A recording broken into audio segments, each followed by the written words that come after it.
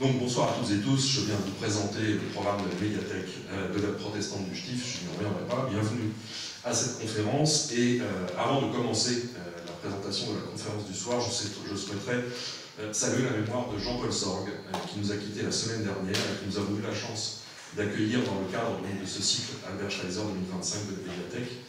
Vous le savez sans doute, Jean-Paul Sorgue était l'un des plus grands spécialistes français d'Albert Schweitzer, dont il a traduit et commenté de nombreux textes. Et c'est justement pour une intervention intitulée Traduire Schweitzer qu'il était venu en conférence en avril dernier. Et donc nous sommes très tristes de cette disparition. Nous avons une pensée ce soir pour sa famille et ses proches.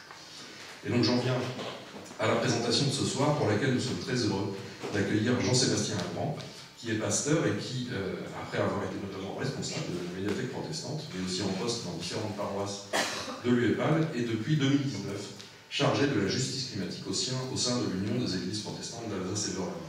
Lecteur depuis des décennies de Jacques Ellul, il lui a même consacré son mémoire de DEA, nous étions au siècle dernier, et il a écrit plusieurs articles sur Ellul d'une part, mais aussi d'autre part sur le grand ami de ce dernier, Bernard Chardon. Il est également l'éditeur scientifique de plusieurs romans de l'écrivain alsacien Frédéric Offet, avec lequel il n'est pas sans lien.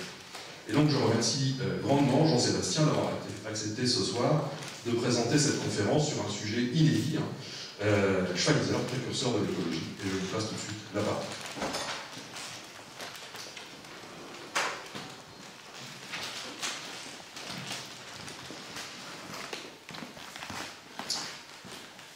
Merci Thomas, merci à vous d'être venu cet après-midi. Et effectivement, je suis particulièrement affecté par le décès, vendredi dernier, de Jean-Paul Sorgue. Au mois d'avril dernier, je lui avais brièvement fait un petit résumé de cette conférence et il m'avait vivement encouragé à persévérer en disant « ça c'est un beau sujet ». Et je suis d'autant plus... je suis d'autant plus touché par le décès de Jean-Paul Sorgue que je suis bien conscient que sans les travaux de Jean-Paul, eh bien, je n'aurais jamais pu travailler sur ce sujet aussi bien que j'ai pu le faire. Et aussi évidemment la biographie de Mathieu Arnold. Je crois à peu près pouvoir dire de manière présomptueuse que je l'ai un peu apprise par cœur. Les 500 pages de la biographie de Mathieu Arnold qui m'ont bien aidé aussi à y voir un peu plus clair. Donc je rends volontiers aussi hommage à Jean-Paul, à tout ce qu'il nous a apporté et tout ce qu'il continue de nous apporter. Alors j'ai pensé à, comme tu l'as souligné Thomas, j'ai pensé à Bernard Charbonneau, dont je connais je crois assez bien l'œuvre, et notamment un petit article En son temps et en son lieu, qui a donné lieu après, quand il a été réédité bien des décennies plus tard, récemment, qui a été réédité encore, je crois, cette année, En son temps et en son lieu. Et j'ai pensé à Albert Schweitzer, En son temps et en son lieu. Et notamment, vous le savez sans doute que le mot écologie, eh bien, il contient le mot oikos, en grec, la maison. Et donc je vais vous proposer, vous imposer un parcours à travers les différentes maisons d'Albert Schweitzer. Quelques mots d'introduction pour terminer. D'une part, vous savez, ça a été, il y a eu, je crois, la première conférence qui a eu lieu dans ce cadre, c'était sur Kant. Et donc Albert Schweitzer était un fervent rationaliste, il aimait beaucoup Kant en particulier. Mais en même temps, il était tout à fait conscient des limites du rationalisme. Plutôt, il aimait la raison et pas le rationalisme, on peut dire les choses comme ça. Il a en tout cas questionné le rationalisme froid et désincarné de notre tradition intellectuelle occidentale, on peut dire les choses de manière générale comme ça. Il a notamment récusé, Albert Schweitzer, tout au long de son œuvre, le dualisme, cher à notre tradition, entre la raison et l'émotion. Ce dualisme qui est véritablement constitutif de notre modernité politique. Et donc, Albert Schweitzer, tout au long de son œuvre, a été, je crois, un des premiers, et ça Jean-Paul Sorgue l'a souvent souligné, un des premiers à développer une écologie du vivant. On dirait en termes contemporains biocentré, centré sur la vie. Il a aussi développé une politique, là aussi c'est un terme contemporain, une politique de l'attachement. Et donc il s'opposait quelque part qui s'oppose à la politique de la cruauté. En tous les cas aussi, dans son œuvre, Albert Schweitzer s'est tout du long opposé continuellement au cloisonnement des savoirs, constitutif de l'université européenne, notamment allemande, qu'il a bien connue, mais aussi typiquement française. Il a voulu bousculer le cloisonnement des savoirs. Et donc, j'en suis donc venu à cette idée de maison. L'écologie, finalement, comme science de l'habitat. On pourrait le traduire exactement comme cela. Et je crois qu'il y a plusieurs écologies. Une écologie scientifique, une écologie juridique, une écologie, je crois aussi, profondément spirituelle. Et je crois aussi que Albert Schweitzer était conscient de cela. Alors, la première maison d'Albert Schweitzer. Il faut que je lance mon timer, comme on dit dans la langue d'aujourd'hui, pour ne pas déborder. Mais on a commencé avec retard, hein, tout mal. La première maison dans l'écologie d'Albert Schweitzer, eh bien, c'est celle, il me semble, du presbytère de Gunzbach. C'est en lien avec Albert Schweitzer, docteur en théologie, Albert Schweitzer, qui a été ordonné dans la même église qui est la mienne, l'église luthérienne d'Alsace. Le presbytère de Gunzbach, eh bien, il me semble que c'est la première maison, la première écologie importante dans l'œuvre de Schweitzer. Pourquoi? Et ça, là aussi, ça n'avait pas du tout échappé à l'ami Jean-Paul Sorgue. D'abord parce que dans un presbytère au XIXe siècle, parce que c'est la réalité dans laquelle a vécu Albert Schweitzer, eh bien, généralement, on sait tout faire. La pauvreté matérielle est assez évidente, les pasteurs sont très mal payés. Et donc, le potager, par exemple, du pasteur, c'est quelque chose d'important. Parce que, généralement, un pasteur, à cette époque-là, eh bien, il veille à ce qu'il y ait un maximum d'autonomie alimentaire. Et puis, dans le presbytère de Gunzbach, Albert Schweitzer lui-même l'a souvent souligné, eh bien, il y a un lien très fort avec la nature. La nature et la liberté, qui en termes charbonniens, puisqu'on a cité Bernard Charbonneau, eh bien, les deux sont profondément, intimement liés dans l'œuvre d'Albert Schweitzer.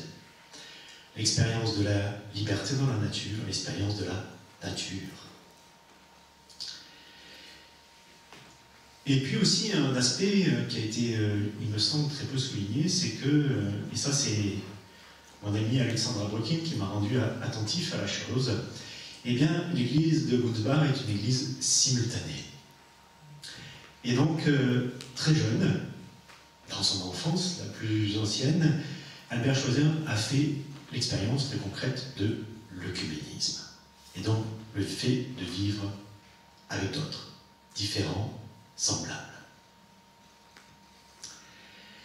Et puis, cela, il a aussi souligné, c'est à Gunzbach qu'il a fait cette expérience très importante qui a été très abondamment reportée, soulignée, eh bien, cette injonction biblique « tu ne tueras point », il l'a très vite profondément intériorisé et il l'a aussi très vite associé non seulement aux humains, mais aussi à tout le vivant, les animaux, les plantes, les insectes, etc. Ça va se retrouver tout au long de sa vie et de son œuvre, mais je pense que c'est dans cette première maison à Gosbach qu'il a fait pour la première fois l'expérience de tout cela. Et puis aussi à Gosbach, eh bien, voilà, on est en Alsace en 1875, quand il est arrivé. Et donc, c'est aussi une région, et Albert Schweitzer était très conscient de cela, très fraîchement marquée par la guerre de 1870-1871. Et donc, dans cette région, arrachée à la France par la force. Et voilà, on doit souvent souligner le fait qu'Albert Schweitzer a été témoin de la guerre de 14-18, il en a souffert puisqu'il a été prisonnier, mais aussi de la guerre de 1939-45, puisque même à Lambaréné, au fond fin de la forêt équatoriale, eh bien, les maréchalistes, comme on disait, et puis les gaullistes se sont violemment affrontés à coups d'obus. Et au fin fond de la forêt équatoriale, dans son hôpital de Lambaréné, Albert Schweitzer s'est retrouvé à soigner des blessés des deux camps et à enterrer des soldats des deux camps dans son cimetière. Mais avant ces deux expériences de guerre mondiale, eh bien, on a eu tendance, il me semble, à oublier le traumatisme de la guerre de 1870. Très forte, il me semble, dans sa conscience d'Alsacien. Tout ça pour dire que, et je crois qu'il y a aussi un autre aspect qui est important, c'est que Albert Schweitzer a fait très tôt l'expérience de la fragilité, de la vulnérabilité, puisqu'il a aussi, c'est un épisode qu'il a rapporté, eh bien, à l'âge de quelques mois, on le croyait mort, et en tout cas, on ne pensait pas qu'il allait vivre longtemps. Et grâce, c'est lui qui le rapporte, à la fameuse vache du voisin Léopold, eh bien, Schweitzer a été revivifié par le lait de la vache et est devenu un homme extrêmement robuste et vigoureux. Donc, et puis, il a perdu aussi sa sœur, Emma, à l'âge de 3 ans. Donc, et puis, quand on vit dans un presbytère, je terminerai avec cela, eh bien, forcément que la question de vie ou de mort, eh bien, sont des questions très présentes. Donc, très tôt, Albert Schweitzer a eu tout ça en tête, a eu conscience de tout ça. Et je pense que ça a joué un grand rôle dans sa vie durant.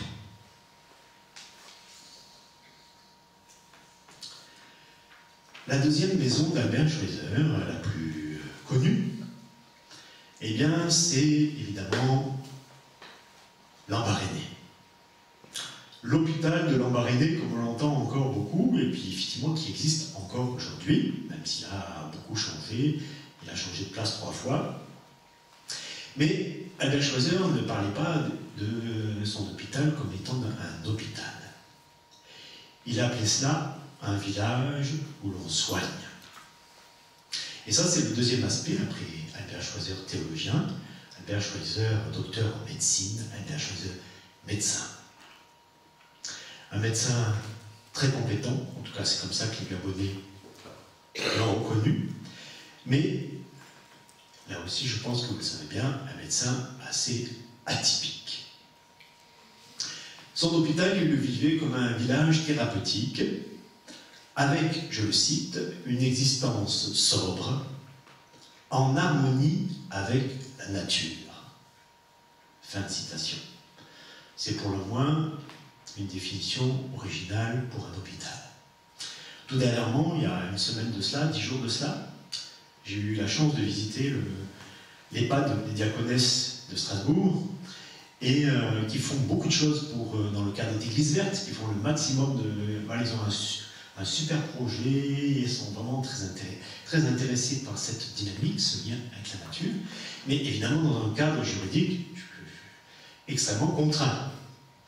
L'avantage avec Lambaréné, c'est qu'il y avait très peu de contraintes juridiques. Et donc il a pu effectivement incarner, parce que chez Schweitzer c'est constant, hein, il y a la théorie et la pratique, et il fait toujours en sorte qu'il n'y ait aucune différence entre les deux. Et donc son village thérapeutique, eh bien, alors il a été décrié par certains, mais il me semble que on peut, par bien des aspects aujourd'hui, si vous connaissez un peu le label Église verte, là moi je donnerais un cèdre du Liban tout de suite à l'hôpital de Lambaréné. Quand il est arrivé, eh bien, il a tout de suite créé un potager, il a son expérience de Gutzbach, l'a probablement beaucoup aidé. Et puis, on sait planter des arbres fruitiers pour sortir de la monoculture, hein, quelque part de la bananier, hein, des bananiers.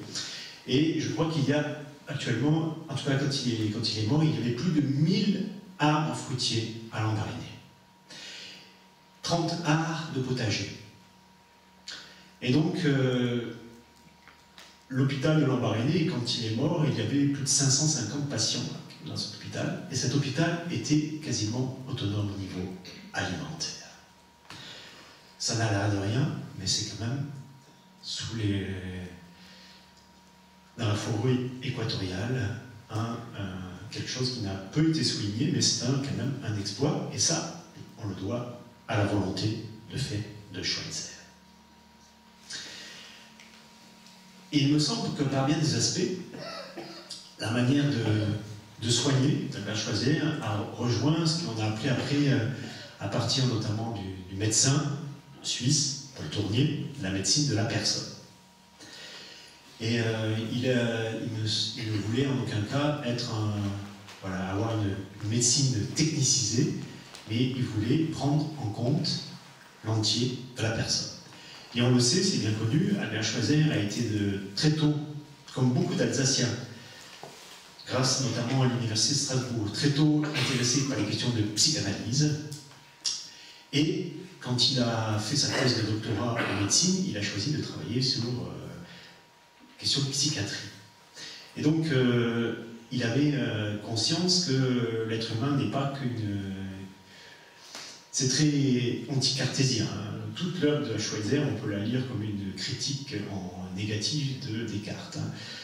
Pour lui, l'être humain n'est pas du tout une mécanique, hein, mais au contraire, l'être humain est une personne, et donc il a aussi un esprit, une âme, un corps, et tout ça est important. Et c'est pour ça qu'il a beaucoup insisté aussi pour que les malades soient entourés par leur famille. Alors vous allez me dire, mais l'écologie dans tout ça, eh bien, je crois que c'est quelque part une écologie de la personne aussi qui s'exprime là. Albert Schweitzer était conscient que nous ne sommes pas que matière, mais nous sommes aussi esprit. Et puis, Albert Schweitzer, dans son œuvre, a laissé une place très importante aux plantes et aux animaux. Et quand il avait fini ses journées de travail, ses longues journées de travail de médecin à Lambaréné, eh bien, il n'est pas rare que la table d'opération, après avoir servi pour bien des êtres humains, noirs ou blancs, eh bien, servait aussi, comme un vétérinaire, à soigner les animaux. Alors les animaux passaient jamais en premier. Donc on voit bien que chez Schweitzer, il y a une hiérarchie entre les êtres humains et les animaux.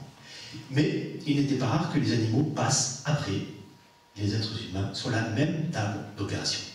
Aujourd'hui, dans un hôpital, on imagine bien que ça serait assez inconcevable aujourd'hui.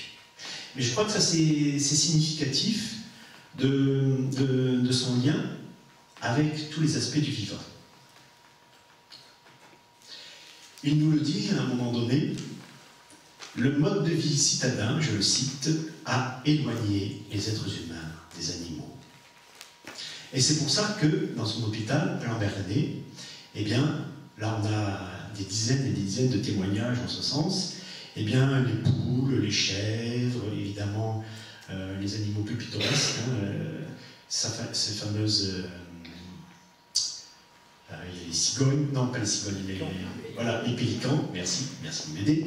Eh bien, tout ce monde-là vit au milieu des êtres humains.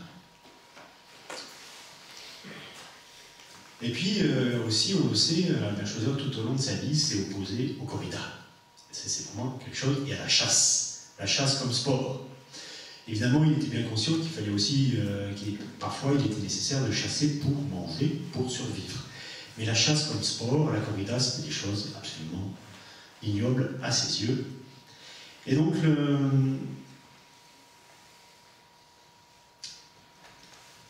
je vous ai trouvé une petite citation par rapport au... Il faut que je la retrouve. Voilà. Il y en a beaucoup, mais je vous en ai trouvé une tout à la fin de sa vie, dans les années 60, un peu de temps avant sa mort. C'est un Autrichien qui était à la Marinée et qui part, je vous le dis. Comme je le conduisais, Schweizer, au village des lépreux, le village Lumière, pour y chercher du matériel, donc tout d'un coup, Schweizer dans un camion. C'est vraiment à la fin de sa vie. Il me fit signe brusquement. Halte!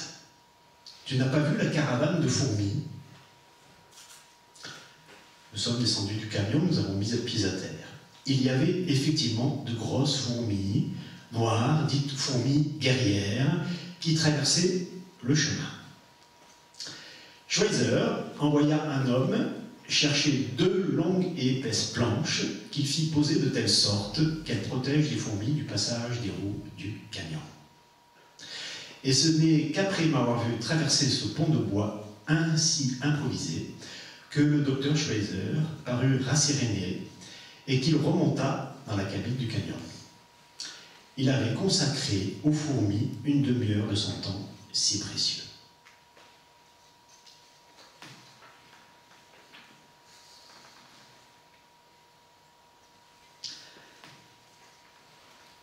La nature, pour Schweizer, il avait bien conscience que la nature est foncièrement ambivalente. Une puissance merveilleusement, je le cite, une puissance merveilleusement créatrice et absolument destructrice. Et ces mêmes fourmis guerrières, il était tout à fait capable, il y a aussi un témoignage, on en connaît un, il était tout à fait capable de mettre aussi du produit chimique pour s'en débarrasser, parce qu'elle faisait des dégâts. Donc, il y a des moments, et ça c'est tout Schweizer, c'est toute l'éthique de Schweizer. Eh bien, dans la vie, tout est affaire de choix. Donc, je le cite, la nature est une puissance merveilleusement créatrice et absolument destructrice. La nature, c'est très clair pour Schweizer, est un mélange de sens et de non-sens. Et alors, là aussi, quelque chose de célèbre chez Schweizer, le fameux hippopotame. Schweizer parle très souvent de l'hippopotame, à tel point même que son ami Théodore Monod, et si j'ai un regret dans la biographie de Mathieu Arnold, je ne sais pas s'il écoutera un jour, mais c'est qu'il ne parle pas de Théodore Monod dans sa biographie. Mais l'ami, Albert Schweizer était très ami de Théodore Monod, et Théodore Monod a écrit en 1946 un livre, Le philosophe et l'hippopotame. Et c'est évidemment un clin d'œil à son ami Albert Schweizer. Et donc, très souvent, Albert Schweizer montre que les hippopotames, ce sont des animaux dangereux, qui tuent, qui mutilent, et très souvent dans son hôpital, il est obligé de soigner des victimes des hippopotames. Mais en même temps, il nous dit, eh bien, l'hippopotame, s'il est aussi comme ça, c'est tout simplement parce que nous, on vient l'embêter dans son milieu naturel. Et que si on lui foutait la paix, l'hippopotame, eh bien, il ne viendrait pas abîmer, tuer les êtres humains. Et l'hippopotame, qui revient très souvent dans l'œuvre de Schweizer, c'est vraiment le symbole même de l'ambivalence du vivant. Et alors, comme il ne manquait pas d'humour, à un moment donné, on lui a demandé mais qu'est-ce que tu penses vraiment de l'hippopotame? Parce que c'est bien joli de dire l'hippopotame, c'est important dans le cycle de la vie. Et donc Schweizer, qui avait beaucoup d'humour, a dit oui, bon, c'est vrai que la meilleure place de l'hippopotame, c'est comme garniture de viande. Lui qui était quasiment végétarien, mais qui de temps en temps mangeait de la viande, et je crois qu'il y a un récit où une fameuse repas de viande à la Marinée où c'est le serpent qui servait de garniture de viande. Et lorsque nous parlons aujourd'hui d'agriculture biologique, comme s'il s'agissait d'une invention révolutionnaire, eh bien, cela montre que nous avons oublié tout à fait les réalités qui ne sont pas si vieilles que cela, parce que le jardin d'Albert Schweizer, le potager et le verger d'Albert Schweizer à la Marinée étaient tout ce qu'il y a de plus biologique.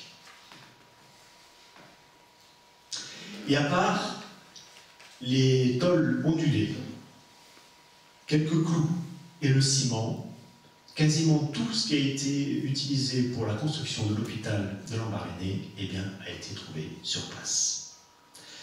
Et on pourrait dire qu'Albert Schweitzer, on aurait pu lui décerner un doctorat de charpentier, parce qu'il était, je pense, tout à fait compétent à la matière.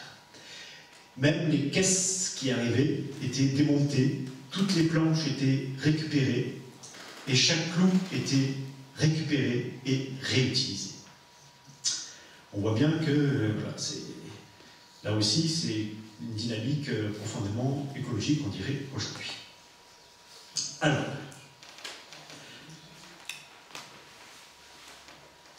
pour en terminer avec cette deuxième maison à Lambaréné, on peut souligner que à de très nombreuses reprises dans son œuvre, vous avez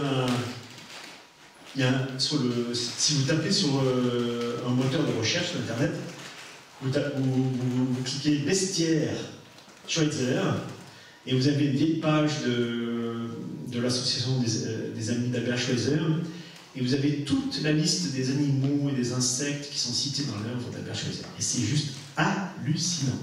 Il y en a des centaines. Du bourdon, à l'abeille, à la chèvre, etc. Donc il a observé tout ce petit monde et il le met en relation avec divers aspects de son œuvre intellectuelle. Donc là, voilà, c'est pas juste pour... voilà, c'est pas de l'ordre de la théorie, et je crois que l'écologie d'Albert Schweitzer n'avait absolument rien d'idéologique, au contraire. Et donc, à de nombreuses reprises, il se compare lui-même à des animaux. Il se compare par exemple à un vieux sanglier de la vallée de Münster. Il se compare, notamment dans sa lutte contre les armes atomiques, je le cite, à un chien qui aboie et veut mordre jusqu'à ce que les gens renoncent à leur projet d'armes atomiques. Et puis, quand il est l'objet de nombreuses critiques à la fin de sa vie, il le dit, toutes ces critiques glissent sur lui comme si c'était les plumes d'une oie, ou à un moment donné aussi d'hippopotame.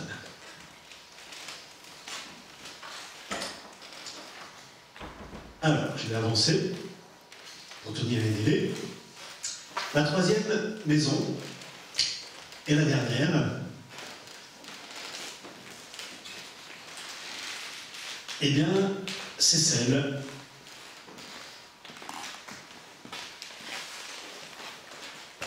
des musées. Je me suis amusé à en faire deux, qui sont jumelles, les musées de Kaysersberg, les musées de Kaysersberg et de Bunsbach. En lien avec la troisième identité de Schweitzer, celle du docteur en philosophie, le philosophe.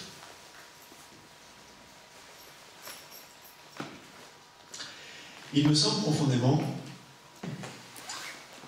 que Schweitzer s'inscrit très largement dans la longue lignée des humanistes rhénans.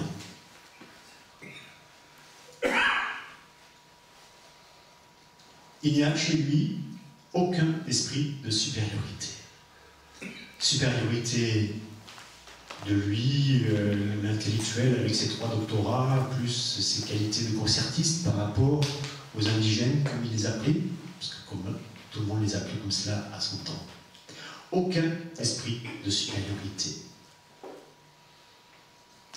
Il parle, dans son œuvre, je le cite, de la nécessité d'une vraie culture humaine. Il veut, je le cite encore, créer un nouvel esprit dans l'humanité. Ça, c'est dans ma vie et ma pensée. Et il me semble que tout cela s'inscrit vraiment dans cet humanisme rhénan qu'il connaît par cœur. S'il y a une identité chère à Albert Schweitzer, c'est bien celle d'Alsacien. Et donc il est tout à fait conscient de ce Rhin, non pas à frontière, mais ce Rhin comme source de fécondation pour toutes ces rives.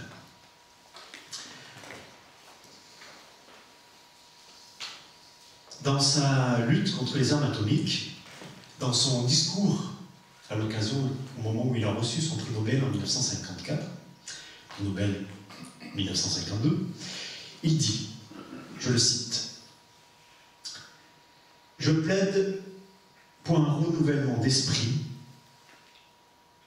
humaniste des XVIIe et des XVIIIe siècles, grâce au respect de la vie qui élargit l'éthique à tous les êtres vivants. Fin de citation. Et donc dans cette optique-là, toute sa vie, Schweizer s'est opposé au nationalisme, notamment dans son grand livre de 1923. Et donc, le nationalisme, pour lui, c'est vraiment, il le dit, c'est la stupidité totale.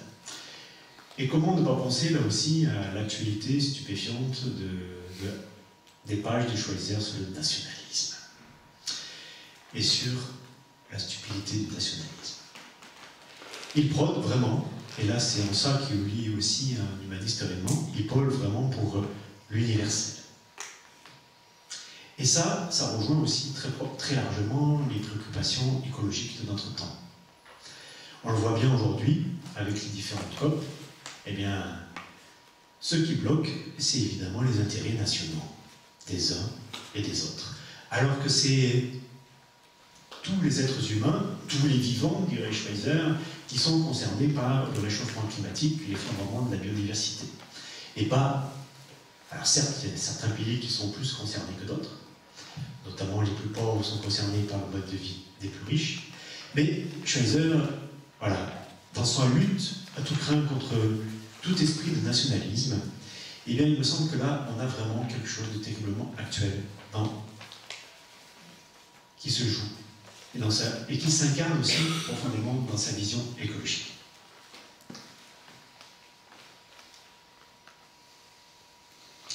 Et puis évidemment la dimension artistique, comme antidote à la mollesse, à la paresse, à l'inculture.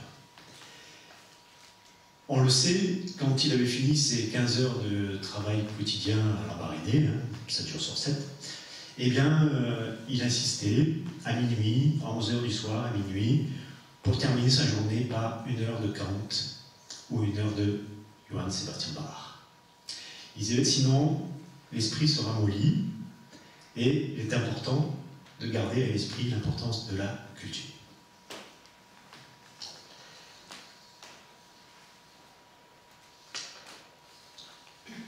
Alors évidemment, dans cette optique-là, ce qui a été souvent retenu de lui, eh bien, c'est cette fameux respect de la vie, on le traduit en français, et lui-même était plus ou moins d'accord pour dire que voilà, c'était une traduction à peu près convenable. L'important dans ce respect de la vie, c'est pas tellement la traduction, mais c'est ce qu'on y met dedans. Une crainte respectueuse, un respect craintif. En fait, ce respect, cette crainte, c'est tout simplement ce qu'on trouve dans la Bible. Tu adoreras ton Dieu, etc. Et pour lui, ce respect de la vie, c'est important de retenir que c'est quelque chose d'actif. Il le dit, citation, c'est une notion élémentaire et universelle. Donc, Schweizer, le philosophe, eh bien, inscrit son respect de la vie avec une charpente intellectuelle très forte. Il écrit des pages et des pages et des pages et des pages pour le justifier intellectuellement. Mais il dit c'est quelque chose d'élémentaire, c'est quelque chose que chacune et chacun d'entre nous, nous pouvons vivre.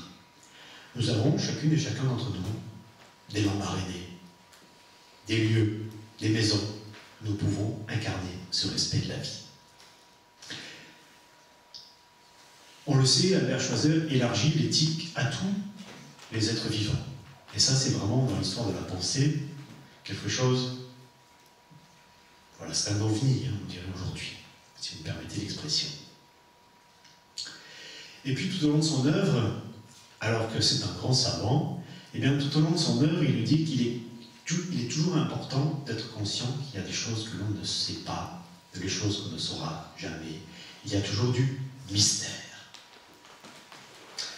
Alors, en lien avec les plantes, je vais vous faire une autre citation de Schweitzer. Celle-là, j'aime bien.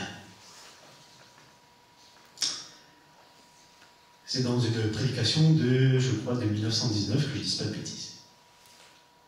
Ouais.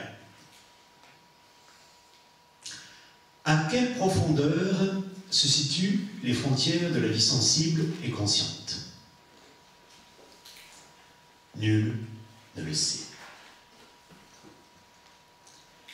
où s'arrête et se dépasse la vie animale? Nul ne le sait. Où commence celle de la plante? Nul ne le sait. Celle-ci, la plante, ne sent-elle pas? N'éprouve-t-elle rien? Même si nous ne percevons aucun signe de tout cela. Est-ce que tout processus vivant, ne serait-ce que la liaison chimique entre deux éléments, ne renferme pas comme une capacité de sentir et de réagir? Fin de citation. Alors pour une fois, je ne suis pas tout à fait d'accord avec la note de bas de page de Jean-Paul Sartre, mais voilà, il n'est plus là pour qu'on en discute ensemble. Parce qu'il dit que oui, ça c'est du vitalisme et que c'est pas très très important dans le respect de la vie d'Albert Schweitzer. Je ne suis pas tout à fait d'accord avec lui, parce qu'il me semble qu'il y a plus que du vitalisme là-dedans. Alors évidemment, il y a une critique de Descartes, je l'ai déjà dit. Il y a, je pense, quelque chose de très romantique. On sait qu'il aimait à tel point Goethe, que c'était vraiment... Voilà. Mais je crois que quand on pense aujourd'hui à ce que nous disent les scientifiques, moi, je les lis, je les entends, qui nous disent qu'ils découvrent encore aujourd'hui, en 2025, tous les jours, des choses. Comment est-ce que les plantes communiquent entre elles? Comment est-ce que les arbres communiquent avec les plantes? Comment est-ce que les animaux communiquent entre eux? Enfin, si vous lisez les scientifiques d'aujourd'hui, c'est stupéfiant ce que les scientifiques découvrent chaque jour. Et là, en 1919, eh bien, il me semble que Schweitzer, parce qu'il est conscient de la part de mystère qui restera toujours au sein du vivant, eh bien, il me semble qu'il anticipe déjà cela.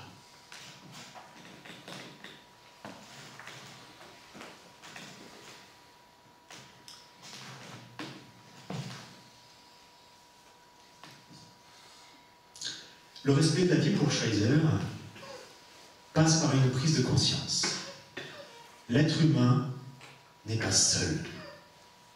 L'être humain est une vie à côté d'innombrables vies. Là aussi, dans le contexte actuel, voilà, moi qui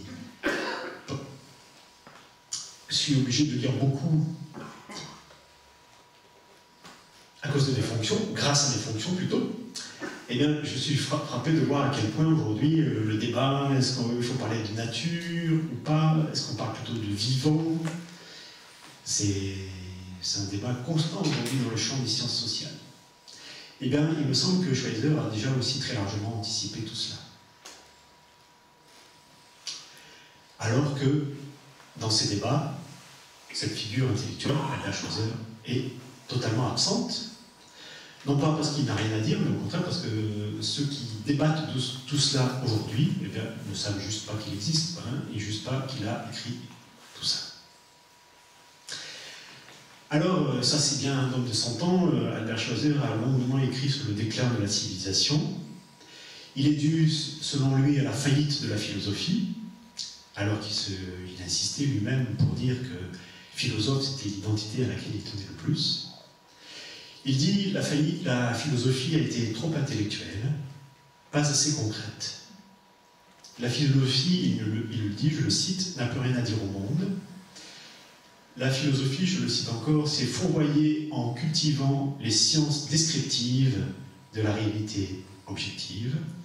Et enfin, je le cite encore, la philosophie a entraîné la disparition des visions globales du monde et des idéaux universels.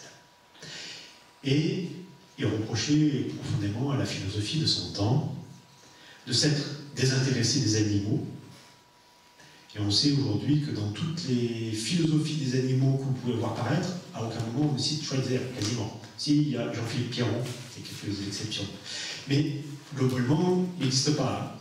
Alors qu'il y a toute une philosophie des animaux chez Albert Schweitzer.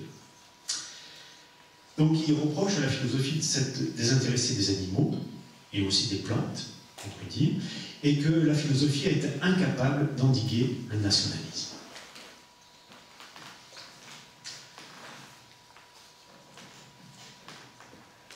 Dans ce respect de la vie, on le sait maintenant aujourd'hui assez clairement, eh bien, Schweitzer s'oppose à l'affirmation de la vie de Nietzsche. Nietzsche, autre enfant du presbytère. Hein.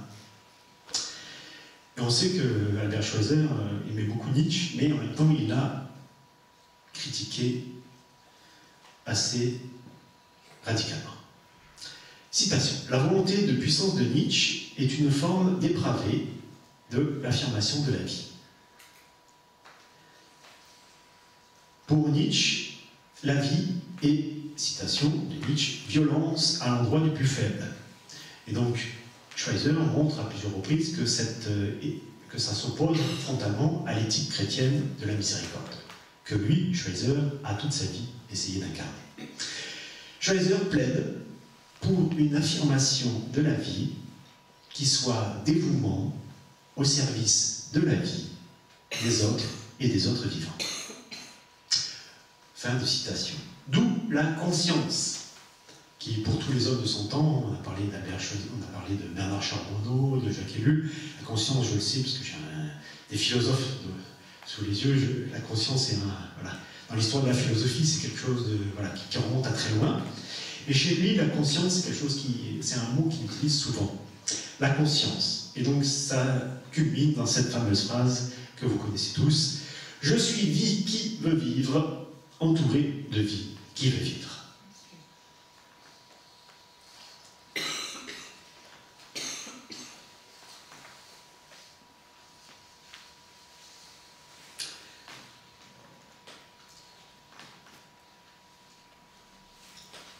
Alors, il me reste la conclusion. J'ai encore 12 minutes, Thomas. Donc. Alors, avant la conclusion, une citation que j'avais prévu de vous faire, et puis sur le mystère de la vie.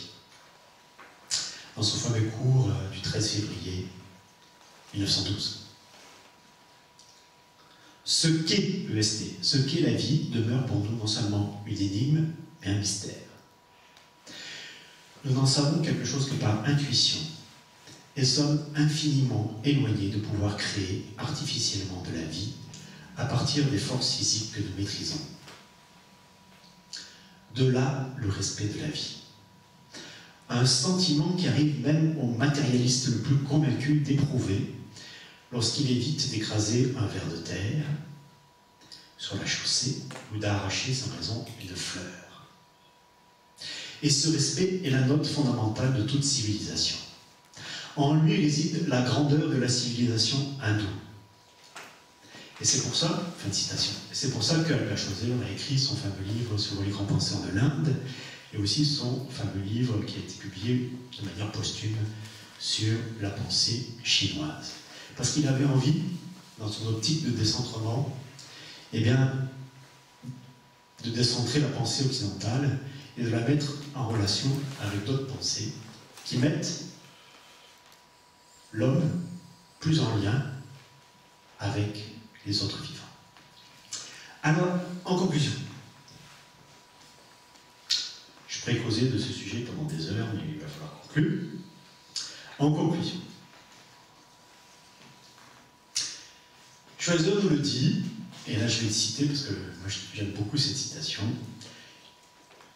Dans toute ma vie, je n'ai jamais voulu dire autre chose que, citation, le point de vue d'un homme qui travaille.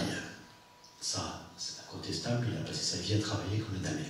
Le point de vue d'un homme qui travaille, laboure et sème, fume le sol et prend soin de ses plantes. Fin de citation.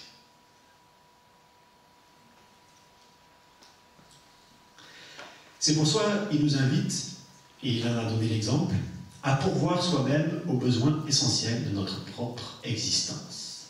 Il nous invite, on dirait aujourd'hui, parce que c'est très à la mode, de cultiver notre potager et d'être le plus autonome possible au niveau alimentaire.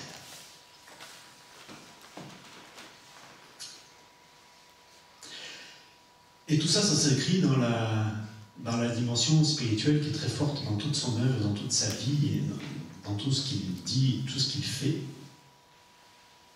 Il en arrive même à dire à un moment donné, ça je l'ai appris grâce à Mathieu Arnold, il le cite à un moment donné, les sciences naturelles sont un acte créateur de l'esprit. Fin de citation. Il faut quand même oser. Hein. Alors, en conclusion, moi j'aimerais souligner deux choses. D'une part, son lien avec Martin Buber, le philosophe, pour qui l'être humain est par essence homme de dialogue. Et tout au long il a connu très jeune, Martin Buber, en tout cas je crois dans les années 20, et donc il est resté à lui pendant plus de 40 ans, ils se sont écrits pendant 40 ans. Chez les deux, on trouve une très forte attention à l'attention justement, et au regard.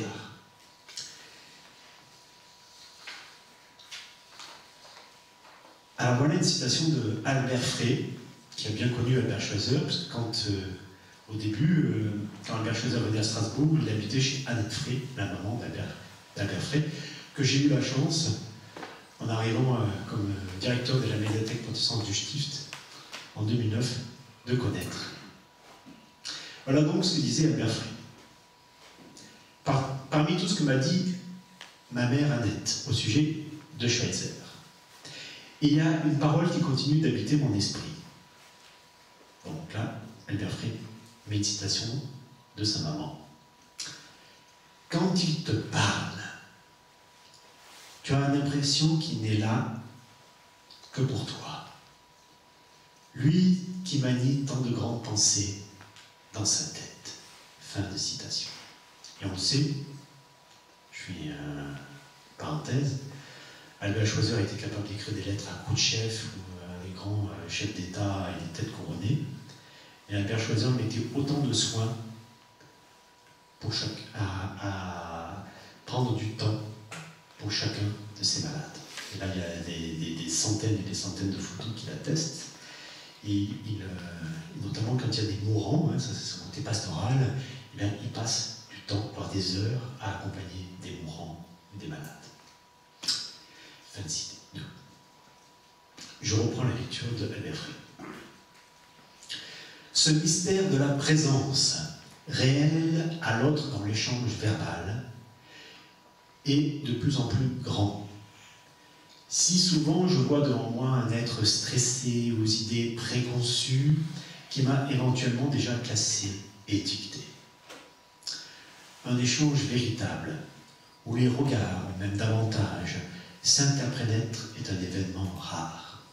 Et ce fut là, sans doute, une des grandes qualités d'Albert Schweitzer. Il connaissait ses interlocuteurs, à commencer par ses malades. Fin de citation d'Albert Frey. Qui rejoint une phrase que dans les prédications d'Albert Schweitzer, que je cite, « Ce dont un être humain a besoin dans la détresse, c'est avant tout d'un être humain. » Alors vous allez me dire, mais ça c'est loin de l'écologie. Eh bien, au contraire, je crois que c'est absolument fondamental. Que si nous voulons être présents au monde qui nous habite, eh bien nous devons être présents aussi, évidemment, à commencer à nos frères et sœurs en humanité. Les deux sont absolument indissociables. Et je crois que dans la vie de Albert Schweitzer, les deux étaient aussi absolument indissociables. Et le deuxième et dernier aspect que je voulais retenir avec vous dans cette conclusion, parce qu'il me semble qu'il est tout à fait significatif, je l'ai découvert tout récemment. Eh bien, c'est son lien avec François d'Assise.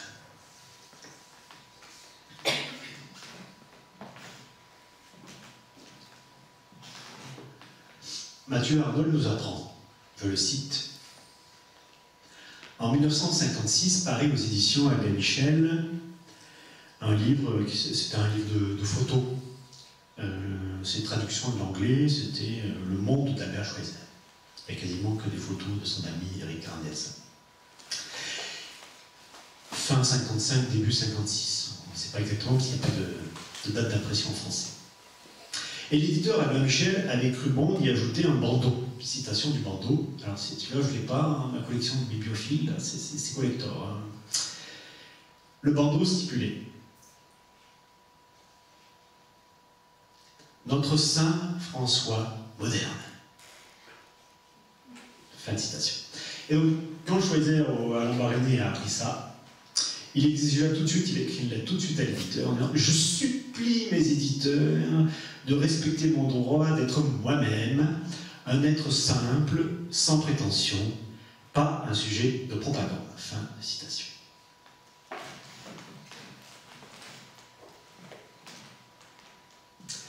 Il en demeure pas moins que j'ai trouvé, là aussi, on va terminer avec Jean-Paul Sorgue, grâce à Jean-Paul Sorgue, une lettre qu'il a exhumée dans les archives de 1950. Il écrit à Sœur Maria, Mère Maria, plus exactement, qui est la prieure d'une communauté franciscaine. Et voilà ce que Schweitzer me dit. Et à ma connaissance, je crois que c'est le seul endroit où il le dit. J'ai été très impressionné par la personnalité de saint François d'Assise. Et je me suis intéressé de près à l'histoire de l'ordre monastique qu'il avait fondé. Il fut un levain dans l'histoire de la piété chrétienne. Et lorsque je parvins à formuler l'idée du respect de la vie comme principe de l'éthique, il m'avait semblé que je rejoignais ainsi, sur un plan philosophique et religieux, la pensée de saint François. Je lui donnais une forme nouvelle. Fin de citation.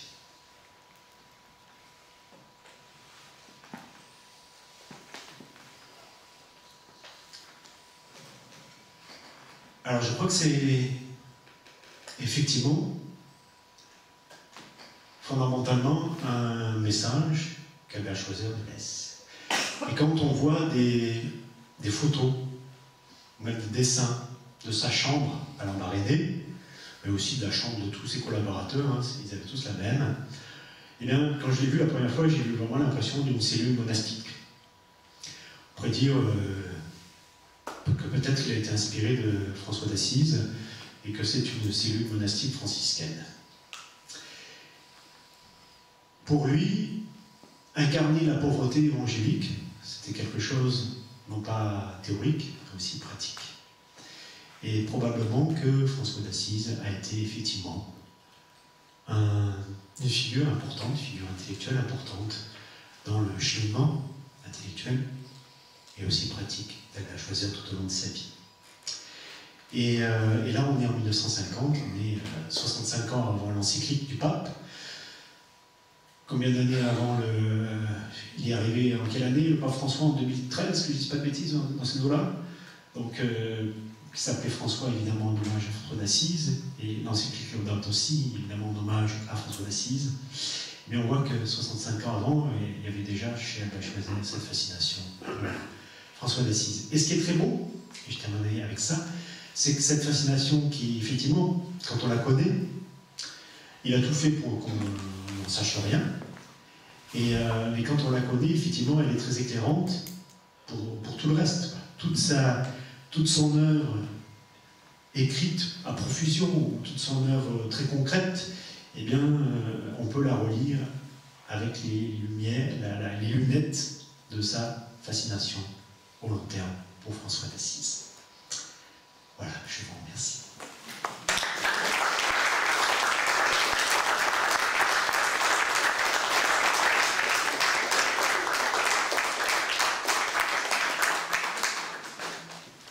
Alors, nous avons un temps de questions possibles. Pour bien marcher, je ferai circuler le micro pour que vous puissiez poser vos questions. Voilà. Sereinement. Sereinement. Donc, n'hésitez pas, c'est le moment. Oui.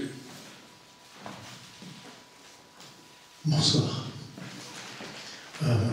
J'ai vécu 9 ans en Afrique de l'Ouest. J'étais dans une mission catholique comme enseignant et j'ai eu la chance de me marier là-bas et d'apprendre énormément de choses qui demeurent, comme vous dites, un mystère pour ceux qui ne sont pas invités. Mais ce qui m'étonne un peu dans tout ce que l'on dit sur Schweitzer, parce que je le lis depuis longtemps, je l'ai rencontré Martin Cottman il y a très très très longtemps, c'est que Schweitzer, je n'ai pas vu, il ne fait pas référence à cette sagesse africaine en citant des personnes. Moi, j'en ai rencontré qui m'ont transmis des choses que je connais encore maintenant. Je me souviens par exemple de mon beau-père avec qui je marchais, qui me disait « ne marche pas sur cette plante, je l'utilise », il était soignant, je l'utilise pour soigner. J'ai vu un prêtre, un très vieux prêtre qui était là-bas depuis plus de 50 ans, qui avait une fascination totale pour un guérisseur. Et le guérisseur lui a dit « Mon père, tu me baptiseras avant que je meure. » S'il y a un échange de lendemain. Et ces sages, je ne les vois pas, je ne les lis pas chez Choiseul. Je n'ai pas tout. Oui. J'ai pas tout. Oui, merci. Effectivement, ça lui a été à juste titre reproché. Il n'était pas du tout anthropologue pour le coup, et donc je l'ai évoqué, il s'est aventuré du côté des sciences de la religion, du comparatisme religieux. Mais par contre, effectivement, il y a très très peu de curiosité pour les peuples autochtones, comme on dirait aujourd'hui, en termes d'aujourd'hui. Et donc, à tel point même qu'il n'a jamais fait l'effort, alors qu'il a habité là-bas des dizaines et des dizaines d'années, pour apprendre une des langues locales. Alors que beaucoup de personnels soignants qui sont venus là-bas pendant des années, eux, ils ont fait l'effort d'apprendre les langues locales. Donc, effectivement, ça c'est effectivement un aspect mystérieux chez Choiseul. Et j'ai appris tout récemment, la semaine dernière, qu'à un moment donné, Choiseul a fait le service funèbre d'un fétichiste. Et donc dans sa prédication, il a osé dire moi j'ai aucun doute sur le fait que cet homme, je vais le retrouver dans le royaume des cieux. Et les missionnaires qui m'ont appris, qui étaient là, ils l'ont voulu terriblement, ils ont dit mais tu comprends, c'est scandaleux ce que tu dis, parce que sinon nous on ne sert plus à rien si tu dis ça à d'affreux païens. Et ça montre bien que même si il n'était pas, effectivement, il n'avait pas l'air intéressé par les savoirs autochtones, il avait beaucoup de respect pour eux.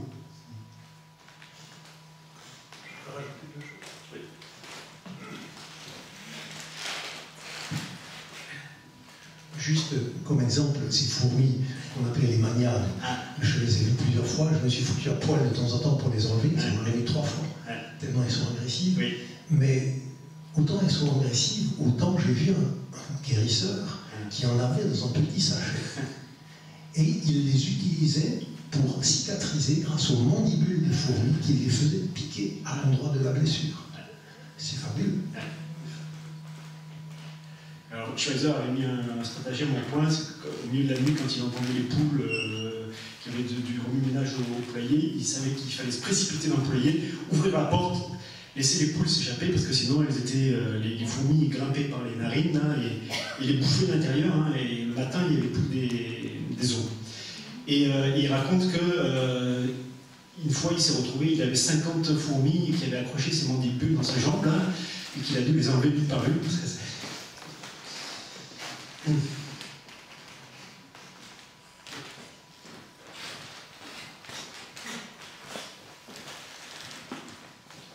Merci.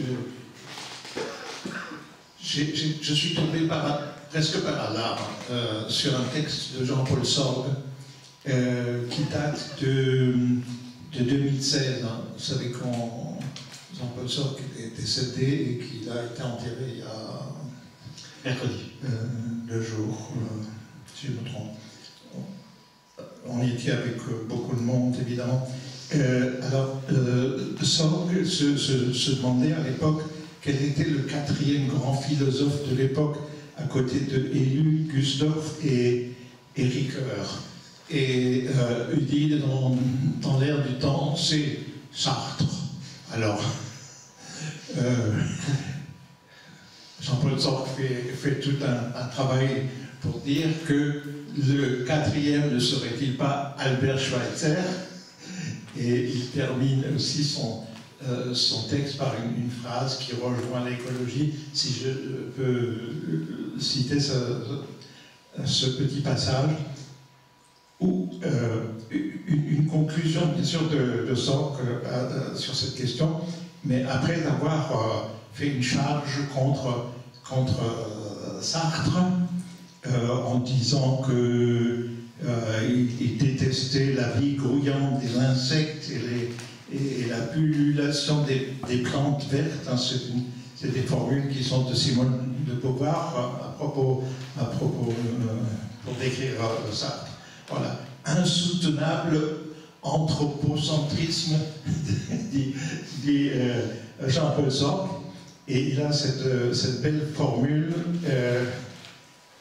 Albert Schweitzer, enfin, bon, à propos du cousin donc, de Jean-Paul Sartre, Schweitzer, cousin germain, Albert Schweitzer, dans les principes conjoints de respect de la vie et de responsabilité, élargi, citation, élargi à l'infini envers tout ce qui vit, correspondent exactement aux exigences et à la nécessité de l'écologie. Interprétation, bien sûr, par Jean-Paul Sartre, mais qui est bien employée. Hein. Donc, est-ce donc Albert Schweitzer et non Jean-Paul Sartre qui serait le quatrième grand philosophe protestant? Voilà, merci.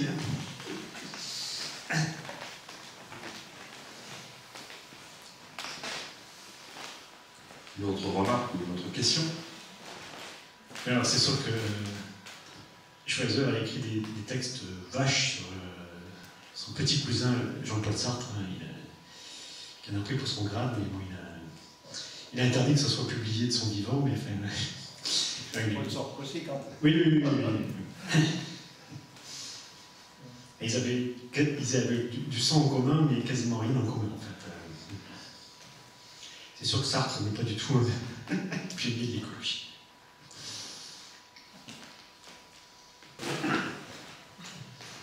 Oui, je ne voudrais pas quitter la salle sans un mot de remerciement à Jean-Sébastien. On s'est connus dans d'autres contextes et dans d'autres bases, et j'ai répondu tout de suite à l'invitation dès que j'ai lu l'intitulé de la conférence de ce soir. Je suis personnellement très sensible à la citation et à la découverte finalement d'une certaine affinité entre Albert Schweitzer et Saint François d'Assise, ce qui me pousse à la réflexion suivante. Tu as cité l'encyclique du pape François, qui avait refusé, quand il avait fait la proposition, au fond, de proclamer Saint François d'Assise le patron de l'écologie. Dans l'Église catholique, c'est fréquent de donner les patrons. Et donc la proposition lui avait été faite, ce que vous dites finalement revient à... Elle dit non, pas du tout. Pas du tout.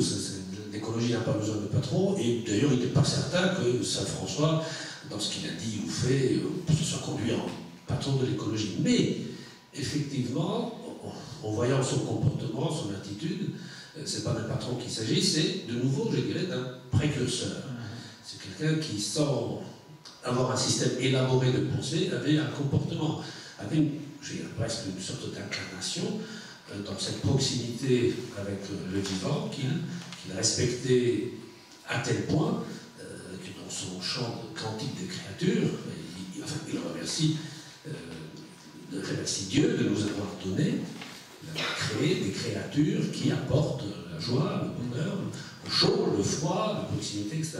Donc cette notion de précurseur, je la vois un peu en parallèle entre les figures que tu as évoquées. Et finalement, le précurseur, c'est celui qui court un peu avant tous les autres. Et on se rendra compte par après qu'ils ont ouvert un chemin, qu'ils ont laissé une trace, et que finalement, sans le vouloir, ils nous ont montré où à suivre. Donc c'est un parallèle que je permets de faire, et que je le trouve extrêmement intéressant, extrêmement stimulant. Je te remercie. Alors c'est sûr que la Schweitzer était un théologien protestant libéral. Et donc... Et du coup, c'est aussi pour ça que pendant mes études, moi j'étais très hégélien, tu l'as souligné, et donc du coup, j'étais, je pense, un peu biberonné aux critiques acerbes de Karl Barth envers Schweitzer, hein, qui trouvait pour un personnage médiocre. Et donc je viens de là, et progressivement, j'ai découvert toute la richesse de Schweitzer. Je pense que son côté... il n'était pas du tout intéressé par les dogmes. Et je pense que son côté très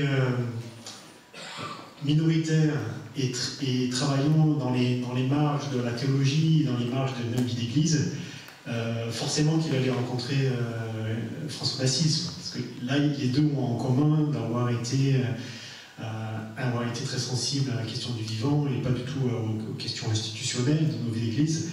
Et forcément il fallait qu'ils allaient se retrouver.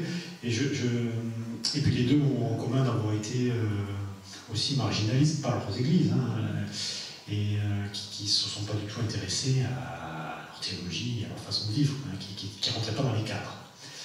Et en même temps, ma petite expérience de l'écologie me fait dire que c'est justement ces expériences-là, intellectuelles ou pratiques, qui sont les plus intéressantes.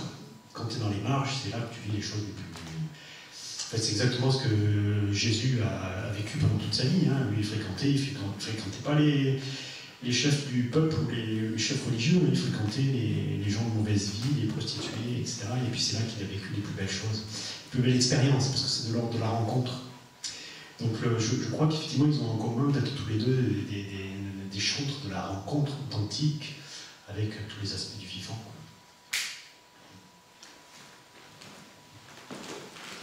En fait, c'était pas la dernière question.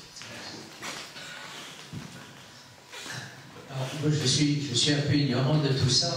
Simplement, une question au sujet de la datation qu'on pourrait avoir de l'amitié entre Théodore Monod et Schweitzer. Parce que Théodore Monod, finalement, avec son père, ont créé la fraternité des veilleurs. La fraternité des veilleurs et l'inspiration franciscaine. Tout à fait. Donc, comment peut-on lier? C'est une excellente question parce que je dois avoir dit strictement rien trouvé là-dessus. Donc là, je crois qu'il n'y aura pas d'autre solution que d'aller aux archives à Goslar et chercher. Elles sont encore en cours de classement. La correspondance de Schweitzer, c'est des dizaines et des dizaines de milliers de lettres. Et donc, elles ont été archivées par ordre alphabétique. Elles sont en train d'être réarchivées aujourd'hui de manière contemporaine. Et donc, je me réjouis d'aller découvrir ce que je trouve peut-être rien, mais je sais qu'ils se sont rencontrés, notamment parce que pour aller à Schweitzer, je ne sais pas s'il a pris l'avion, peut-être à la fin de sa vie, il a pris l'avion, mais en tout cas, il détestait prendre l'avion. Et il disait même, il a même dit qu'il ne voulait pas prendre l'avion parce que ça allait lui faire perdre du temps, parce que c'est en prenant le bateau qu'il avait le temps d'écrire ses livres. Et donc, quand il prenait l'avion, généralement depuis Bordeaux, pour aller jusqu'au Gabon, il y avait quasiment toujours des arrêts au Sénégal. Et donc ça, je sais que, parce que ça, dans la biographie, la grosse biographie qui a été écrite sur Théodore Monod, je sais que là, Schweitzer en profitait pour aller voir son ami Théodore Monod, au Sénégal. Mais après, il y a aussi la grande océanographe française, dont je ne retrouve plus le nom maintenant, qui vivait aussi là-bas. Et je me suis surpris à imaginer une réunion des trois en train de discuter. Là, ça devait être. Mais oui, ils se sont connus. Ils avaient en commun d'être tous les deux membres de l'Église unie. En tout cas, Albert Schweitzer s'est discuté, mais en tout cas, Théodore Monod, lui, il était unitarien. Et donc, Albert Schweitzer, il s'est toujours dit unitarien. Et donc, ils avaient ça en commun. Là aussi, toute leur vie, Théodore Monod, il a cherché des chemins de traverse, et c'était aussi un immense scientifique, donc ils avaient tout pour se plaire, en fait. Tout. Et puis, évidemment, un background de protestant français commun. Mais j'en sais pas beaucoup plus. Mais c'est... Voilà. Je trouve ça fascinant comme sujet. Alors, était-ce effectivement la question? Et bien, si c'est le cas, il nous reste à remercier Jean-Sébastien pour cette conférence. Et vous donner rendez-vous pour la séance de conclusion de ce cycle Albert Schweitzer 2025, qui aura lieu avec Chris Doud van Trotzeijk, qui viendra nous parler de Schweitzer théologien pour aujourd'hui. Ce sera une sorte de prolongement de ce que nous a présenté Jean-Sébastien ce soir. Et ce sera le 13 novembre. Donc rendez-vous le 13, et puis avant, si vous voulez découvrir le reste des activités de la médiathèque, vous êtes les bienvenus, notamment ce samedi, pour la plongée dans le XVIe siècle, aussi bien du côté de la guerre des paysans que de nos collections patrimoniales. Bonne soirée à tous et à bientôt. Merci beaucoup.